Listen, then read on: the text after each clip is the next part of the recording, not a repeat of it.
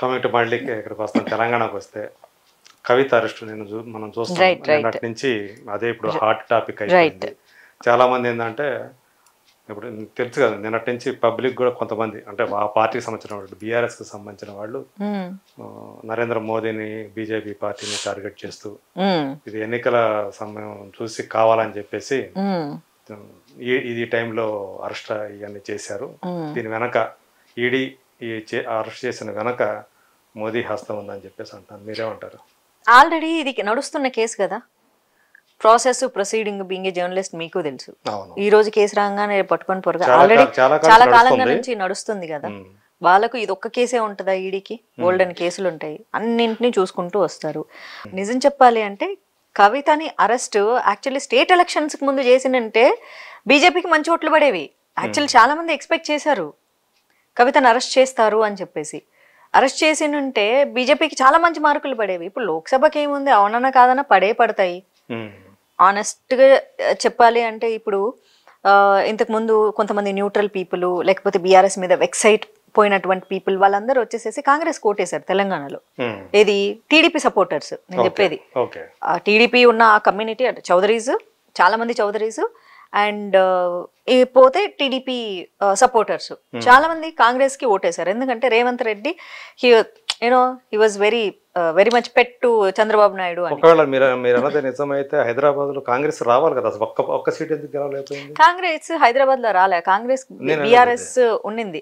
కానీ హైదరాబాద్ లో ఉన్న నా ఫ్రెండ్స్ వాళ్ళ ఫ్యామిలీస్ అందరూ కూడా వెళ్ళి కాంగ్రెస్ కి ఓటేశారు. ఆ వచ్చిన ఓటు రేషియో అదే కదా, కాంగ్రెస్ కి గెలవలేదేమో కానీ ఓటు రేషియో పెరిగింది. బట్ ఈసారి టైఅప్ లో ఉంది కాబట్టి వాళ్ళు బీజేపీకి వేస్తారు. ఇప్పుడు వాళ్ళు కాంగ్రెస్కి వెయ్యరు, ఎందుకంటే చంద్రబాబు నాయుడు ఎటు సైడ్ ఉంటే అటు సైడ్ వాళ్ళ ఓటు షేర్ చేస్తారు. అండ్ జనసేన ఇప్పుడు ఆంధ్రాలో టైఅప్ పెట్టుకున్నంత మాత్రాన లోక్సభకి తెలంగాణలో వెయ్యరని కాదు కదా. అసలు వాళ్ళ హోమ్ పార్టీ ఎవరితో టైఅప్ పెట్టుకుందో వాళ్ళకే చూసి ఓట్లు వేసుకుంటారు. దట్స్ సింపుల్ లాజిక్ అది. సో పార్లమెంట్ సీట్లు ఎలాగో వస్తాయి మాకు బీజేపీకి. అరెస్ట్ చేయవలసింది స్టేట్ ఎలక్షన్స్ జరిగేటప్పుడు చేయాలి, అసెంబ్లీ ఎలక్షన్స్ జరిగేటప్పుడు చేసిందంటే మాకు బెనిఫిట్ అయ్యేది. ఎందుకంటే రేవంత్ రెడ్డి లాంటి చెప్పారు, తీసుకొచ్చి బీజేపీ వాళ్ళే మా చేతిలో పెట్టారు. 2వ స్థానంలో ఎక్కడో 3వ స్థానంలో ఉన్న కాంగ్రెస్ తిరిగి అధికారంలోకి రావడానికి మా బీజేపీ వాళ్ళే కారణము. ఆ అరెస్ట్ చేసే అట్లా కాదు, కిషన్ రెడ్డిని పెట్టినప్పుడే ఆల్రెడీ తెలంగాణ ప్రజలు అన్నారు బీజేపీ బీఆర్ఎస్ కుమ్మక్క అయిపోయింది, అందుకే ప్రెసిడెంట్ని మార్చేసి ఎవరైతే బాగా అగైనెస్ట్గా ఉన్నారో బండి సంజయ్ కేసీఆర్కి ఆయన్ని తీసేసి కేసీఆర్కి ఫేవరబుల్గా ఉండే కిషన్ రెడ్డిని పెట్టారు, వీళ్ళు కుమ్మక్క అయిపోయారు అని కూడా ఓట్ షేర్ వెళ్ళిపోయింది వేరే పార్టీకి.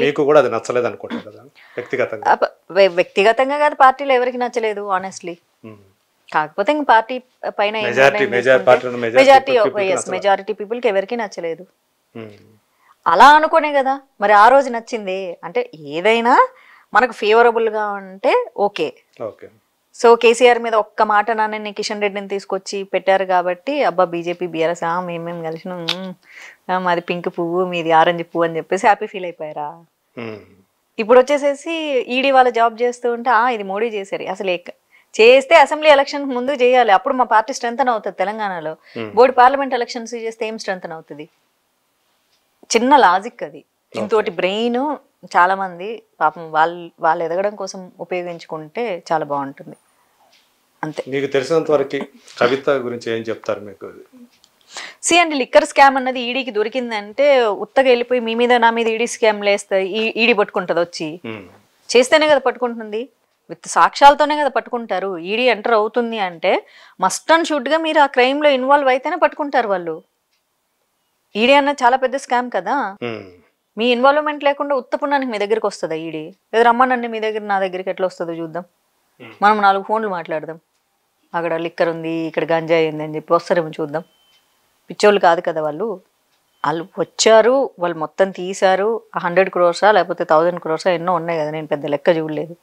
సో ఆ ఢిల్లీ లిక్కర్ స్కామ్ లో ఆమె కూడా ఉంది అన్నది వాస్తవం. సౌత్ కంపెనీ అనేది ఒకటి ఇన్వాల్వ్ అయ్యింది, వాస్తవం కదా, అది వాస్తవాలే కదా వాళ్ళు బయటికి తీశారు. ఇంక మీరు ఎన్ఐఏని అనుమానించి, రాని అనుమానించి, ఇంటెలిజెన్స్ని అనుమానించి, ఆర్మీని అనుమానించి, ఈడీని అనుమానించి, ప్రతిదాన్ని అనుమానిస్తూ ఉంటే వాళ్ళు ఎందుకు ఉద్యోగాలు చేయడం? సిబిఐని అనుమానించి ఎందుకు వాళ్ళు ఉద్యోగాలు చేయడం? అసలు ఆ డిపార్ట్మెంట్ లేకుండా పీకి పడేస్తే సరిపోతుంది కదా దేశంలో. ఎవడి కాడు విచ్చలు విడిగా లిక్కర్ అమ్ముకోవచ్చు, గంజాయి పండించుకోవచ్చు, ఆంధ్రప్రదేశ్లో పండించుకున్నట్లు బొళ్ళంతా రకరకాల చోట్ల నుంచి ఏమైనా తెచ్చుకోవచ్చు, ఎవడి కాడు సంపాదించుకోవచ్చు. మీరు తినొచ్చు, నేను తినొచ్చు. మీరు అన్నట్టు మరి పోయిన ఎలక్షన్స్లో ఇక్కడ తెలంగాణ మీరు ఊహించారా కాంగ్రెస్ వస్తుందని? No one actually. But before ఆ ఎలక్షన్ 1 week మూమెంట్ నుంచి గెస్ చేయడం స్టార్ట్ చేశారు అందరూ. అండ్ ఎగ్జిట్ పోల్స్ మారుతున్న పరిణామాలు అంటే బండి సంజయ్ని తీసేసి చాలా మంది ప్రీ పోల్స్ అదే చెప్తున్నారు. అదే బిఫోర్ బండి సంజయ్ని తీసేసిన దగ్గర నుంచి స్టార్ట్ అయినాయి జాతకాలు చెప్పడం. ఎగ్జిట్ పోల్స్ క్లియర్ గా కూడా చెప్పేశాయి. అండ్ మీకు కూడా తెలుసు, బీయింగ్ జర్నలిస్ట్, చాలా మంది జర్నలిస్టులు కూడా, దో దే ఆర్ నాట్ బీజేపీయన్స్, నా ఫ్రెండ్స్ చాలా మంది అన్నారు వాట్ ఈస్ ద రీజన్ అంటే the first strong reason state president ని ఆ మూమెంట్ లో అనవసరంగా మార్చడం. అసలు అది రైట్ టైం కాదు, రైట్ మూమెంట్ అంతకంటే కాదు. అండ్ ఎప్పుడైతే అలా మార్చి పోనీ కొత్త వాళ్ళను, కేపబుల్ పీపుల్ను, అన్నమలై లాంటి వాళ్ళను, కొత్త బ్లడ్ని తీసుకొచ్చి పెట్టిందంటే ఎవడు ఫీల్ అయ్యేటోడు కాదు.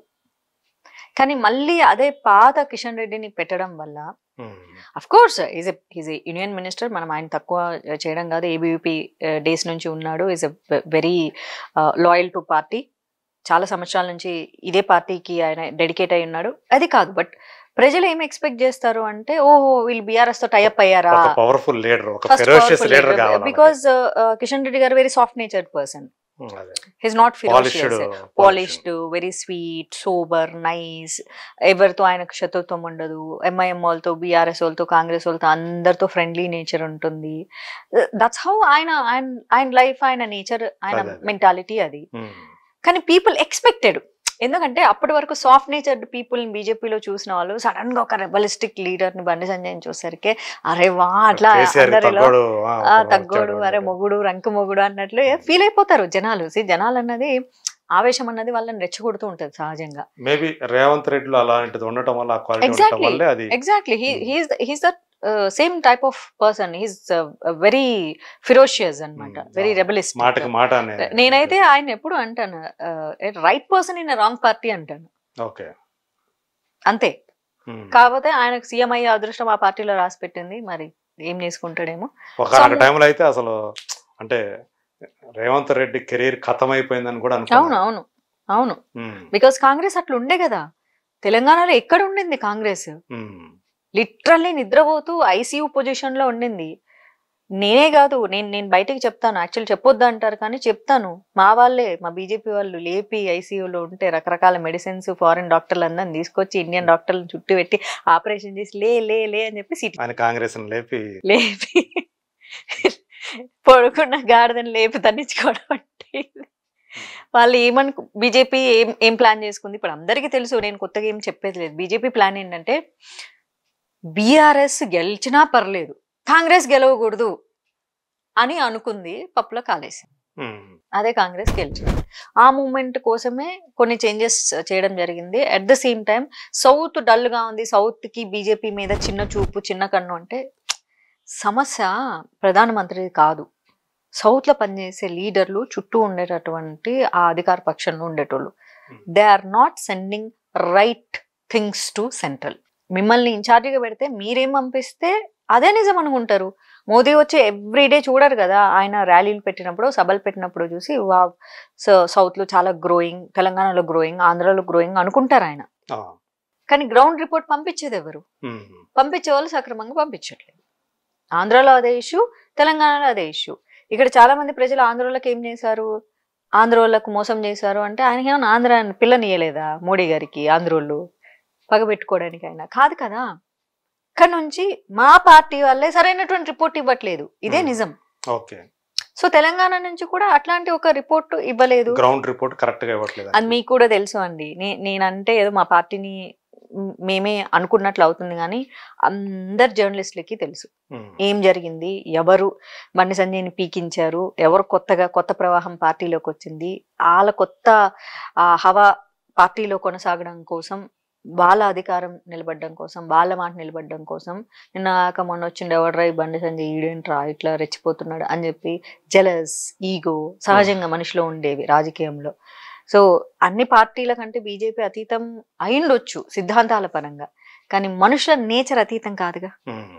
అదే మనిషి, అదే కుళ్ళు. కొంతమంది లాగేశారు. సహించలేని వాళ్ళు చాలా ఓపెన్ సీక్రెట్ ఇది, వెరీ అన్ఫార్చునేట్, హిడెన్ సీక్రెట్ కాదు, ఓపెన్ సీక్రెట్.